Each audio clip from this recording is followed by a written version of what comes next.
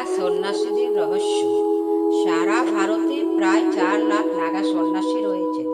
সাগর মেলা ও কুম্ভ মেলায় এনাদেরকে দেখতে পাওয়া যায়।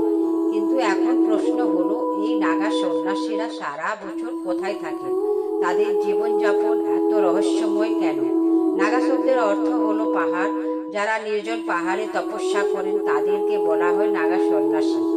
এটা সাধু সমাজের একটা গোষ্ঠী। সারা ভারতে নাগাদের মোট 13টি আখাড়া রয়েছে।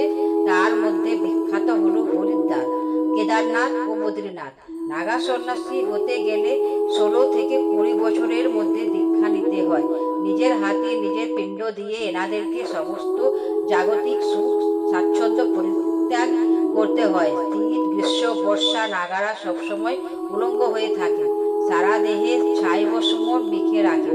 নিয়ম আছে, একজন নাগা সাধু সারা দিনে শুধুমাত্র 7 জন লোকের কাছে ভিক্ষা চাইতে পারবেন। তাতে যদি কেউ ভিক্ষা না দেয় তাহলে সেই দিনটা তাকে না খেয়েই থাকতে হবে। দীক্ষার সময় নাগাদেরকে যুদ্ধ কৌশল ও অস্ত্র চালানো ট্রেনিং ও দেওয়া হয়। 1757 সালে নাগ সন্ন্যাসীরা আফগান লুটেরা আহমেদ শাহ আবদালির বাহিনীকে হারিয়ে দিয়েছেন, যা ইতিহাসে গোকুলে যুদ্ধ নামে পরিচিত।